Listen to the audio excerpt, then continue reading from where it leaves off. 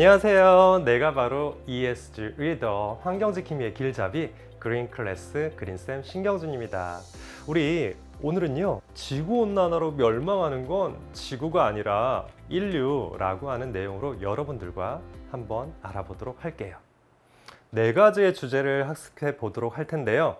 더 뜨거웠지만 지구는 괜찮아. 그리고 두 번째는요, 급격한 온도 변화는 인류의 멸망. 세 번째는 그럼 우리에게 남은 시간은요?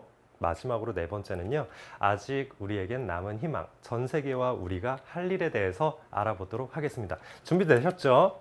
그린클래스 출발합니다. 요즘 트위터를 보면요, 지구는 안 망해요. 망하는 건 인간일 뿐.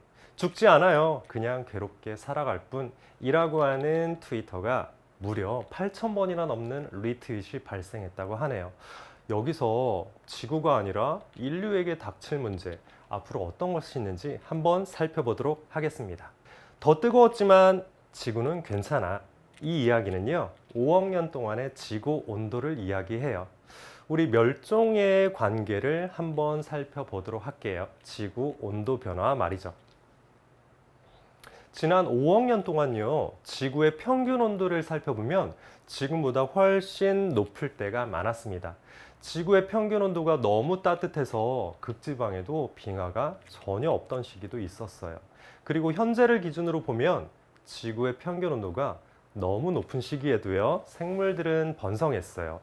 예를 들어 4억 5천만 년 전에 바닷물의 평균 온도는 35에서 40도로 지금보다 20도 이상 더 따뜻했거든요. 하지만 화석을 보면 해양 생물은 크게 번성했고 오히려 더 다양했어요. 지구 온난화로 인해서 지구의 온도가 올라간다고 하지만요, 지구가 아프거나 멸망하지는 않는다는 말이에요. 문제는 지구에 사는 생물들이죠. 우리 1, 2, 3, 4, 5 대멸종까지는 알고 있어요. 그리고 최근의 시기를 6차 대멸종이라고 하는데요. 지구의 역사를 보면 이런 급격한 온도 변화 시기에는 여기에 적응하지 못한 생물들의 대멸종이 있었던 거예요. 현재도 물론 생물이 적응하지 못할 정도의 급격한 온도 변화가 일어나고 있는 거죠. 여섯 번째 대멸종, 이 지구 온난화가 인류에게 문제인 이유예요. 급격한 온도 변화요? 인류의 멸망이라고요?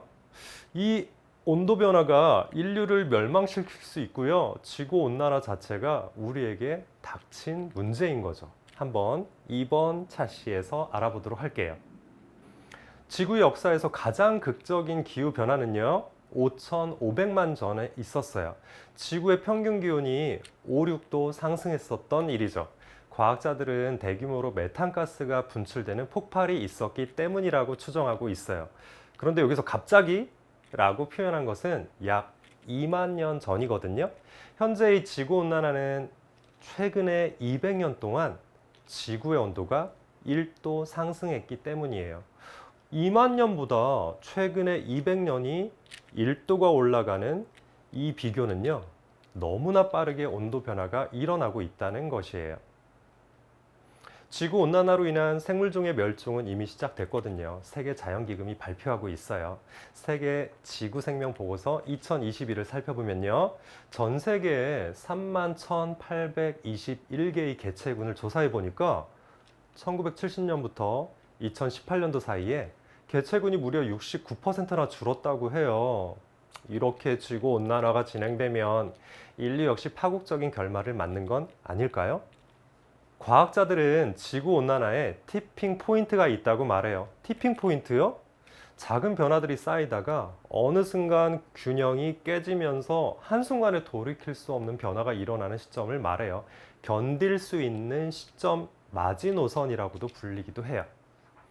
국제 공동 연구에 따르면요, 현재까지의 온도 변화로 이미 그린란드의 빙하, 남극의 서부 빙하, 영구 동토층, 레브라도어의 대류, 산호초의 생태계, 이렇게 5가지가 붕괴되는 티핑 포인트에 진입했다고 말하고 있어요. 예를 들어서 영구 동토층에는요, 대기 중에 이산화탄소로 존재하는 탄소량보다요, 최소 2배 이상이 메탄이 묻혀져 있다고 해요. 그런데 이 영구 동토층이 녹잖아요. 메탄이 배출되잖아요. 지구 온난화의 속도는 빨라지고 대기의 온도는 높아지고 다시 또 영구동토층을 녹이고 그러면 더 많은 메탄이 배출되겠죠. 결국 지구 온난화가 급격하게 증폭되는 셈이에요. 2019년에는 호주에서 기후보건센터에서 기후변화로 인한 보고서를 발표하게 되었는데요. 제목은요, 기후변화로 인한 인류 멸망 시나리오였어요. 2050년을 가정했는데요. 2도의 지구 평균 온도가 오른다고 가정해 봤어요. 그랬더니 이 시나리오에 따르니까요. 내가 살던 곳을 떠나서 이주해야 되는 사람이 무려 10억 명 이상의 기후 난민이 발생한다고 해요. 그리고 지구 전체 육지의 35%, 그리고 인구의 55%가 생존이 불가능한 치명적인 폭염, 태양열 조건에 1년 중에 20일 이상이나 노출된다고 하네요. 그리고 세계에서는 식량 생산량이 현저히 감소할 것으로 예상하고요. 식량 생산이 줄잖아요. 식량의 가격이 급등할 수 있어요. 우리 코로나 이후에 밀가루 가격이 상승한 것처럼 말이죠. 그러면 지금과 같은 환경 변화로 인해서 전염병도 증가할 수 있고요. 자원을 둘러싼 국가들 간의 무력 전쟁이 발생할 수도 있어요. 지구온난화로 예고되는 환경재앙, 1도, 2도, 3도, 4도, 5도 어떤 현상이 있는지 한번 살펴보도록 할까요? 우리 1도가 오르게 되면요. 무려 최대 17억 명까지 물 부족에 놓일 수 있다고 해요. 4도씨까지는 20억 명, 그리고 5도씨 이상에서는 32억 명에게 물 부족이 나타날 수 있다고 하고요. 한편 바다에서는 해수면이 상승할 수가 있는데요. 1도씨, 1.5도씨 상승하는 그래프를 보게 되면 홍수, 폭우와 같은 위험이 증가할 수 있다고 설명하고 있어요. 3도씨에 이르면 무려 최대 300만 명이 홍수에 노출되고 5도씨 이상으로 가면 최대 1,500만 명이 홍수에 노출될 위험에 처해요. 생태계는요, 우선 작은 생명체, 양서류, 그리고 바다에 살고 있는 산호초, 백화 현상이 일어나서 1도씨를 넘어가는 순간 99%가 산호가 멸종할 수 있게 되고요. 그리고 지구 대부분의 생명체가 멸종할 수 있는 기점은 5도씨 이상으로 분석하고 있습니다. 그럼 선생님, 우리에게 남은 시간은 얼마나 될까요? IPCC가 뭐냐고요? 기후변화에 관한 정부 간 협의체예요. 여기서 6번째 보고서를 만장일치로 통과시켰는데요. 이 보고서에서는 앞으로 인류가 지구의 평균 온도 상승을 제한한다고 하더라도 해수면 상승이나 생명 다양성의 손실 등 일부 변화들은 티핑 포인트를 지나서 회복 불가능할 수 있다고 해요. 우리의 지속 가능한 미래를 확보하기 위해서 우리가 행동할 수 있는 시간이 빠르게 줄어들고 있는 거죠. 그럼 우리에게 남은 시간은 얼마나 될까요? 이 보고서에서는 10년 안에 지구의 존폐가 달려 있다고 강력하게 메시지를 보내고 있어요. 그럼 지금 바로 기후변화 대응을 위해서 행동해야 할 때 아닐까요? 마지막이에요. 아직 남은 희망. 우리에겐 할 일이 있어요. 어떤 일이 있을까요? 한번 살펴볼게요. IPCC 제6차 보고서에서 각국의 정부가 현재 진행 중인 온실가스를 감축하는 계획을 모두 실행하더라도요, 2040년 이전에 지구의 표면 온도가 산업혁명, 산업화 이전 대비 1.5도 이상 올라갈 것으로 전망하고 있어요. 이렇게 상승폭을 1.5대로 낮추려면요, 2030년까지 지구의 온실가스를 2019년 대비 약 40%를 줄여야 돼요. 한국도 마찬가지고요. 더욱 강력하고 즉각적인 대응이 필요하다는 얘기예요. 유엔의 사무총장 안토니오 구테우스는요, 이렇게 말씀하셨어요. 인류는 살얼음판 위에 있고 그 얼음은 빠르게 녹고 있어요. 기후의 시한폭탄이 뚝딱거리고 있고요.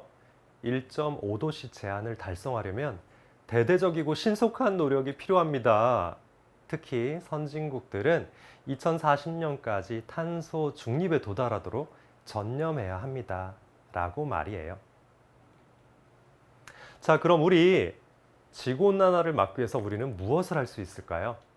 자원과 에너지를 절약하는 것과 같은 개인의 이산화탄소 배출을 줄이기 위한 노력, 우선 첫 번째로 출발해야 되겠죠. 이런 행동의 변화뿐만 아니라요, 우리 사회의 목소리를 내는 역할도 아주 중요합니다. 기업과 국가, 지구온난화에 더욱 강력하게 대응하도록 우리의 요구와 압박이 필요하기 때문이죠. 우리 모두의 감축을 요구하는 목소리 더 크게 내어서 목표 달성에 힘을 보태어 볼까요? 자, 그린 클래스 친구들, 그럼 우리의 목소리를 내는 방법에는 무엇이 있을까요? 먼저 지구온난화를 막기 위해서는 실질적인 정책과 그 변화를 만들기 위해서 활동하는 다양한 단체에 참여하는 방법이 있어요. 요즘에 국제적으로요, 전 세계 청소년들이 연대하고 있는데요. 미래를 위한 금요일, Fridays for Future이라는 단체가 있어요. 이와 함께 연대하고 있는 한국의 단체도 있거든요. 청소년 기후 행동이죠. 이렇게 청소년 기후 행동은 정부의 빠른 대처를 촉구하는 시위를 벌이거나 기후변화를 방지하는 정부와 국회를 상대로 헌법 소송을 제기한다고 해요. 기특한 아이디어죠. 또 다른 방법으로는요, 우리가 온라인을 통해서 목소리를 내는 방법도 있어요. 우리의 바램을 글과 그림, 사진, 영상, 다양한 방법으로 게시하고요. 이것을 통해서 변화를 이끌어낼 수 있습니다. 자, 지금 우리가 할 일, 기후위기 극복 온실가스 줄이기 협약 사이트에 한번 들어가 보도록 할까요? 이 협약서에 참여하는 방법, 여러분들이 서명하시고요. 기후위기에 적극 대응하도록 할 거예요. 우리의 약속 무엇이 있을지 한번 살펴보시고요. 협약서 내용 중에서 인상 깊었던 것은 무엇일지 한번 체크해 보도록 할게요. 이번 차시에서 살펴볼 폐기물 에너지와 연구원을 소개해 드릴게요. 태양, 바람, 파도, 지열, 폐기물 등을 이용해서 환경에 보다 적은 영향을 주고 지속 가능한 에너지를 만들어내는 방법을 연구하는 분들이죠. 이분들은요, 에너지를 연구하고 개발할 때요, 창의력이 필요해요. 그리고 이것을 분석할 수 있는 논리적 사고력이 필요하고요. 새로운 에너지를 개발하려는 탐구 자세도 필요합니다. 우리 이번 차시에서는요, 지구온난화로 멸망하는 건 지구가 아니라 인류. 오늘 수업은 여기서 마치도록 하겠습니다. 지금까지 그린쌤 신경준이었습니다. 수고하셨어요.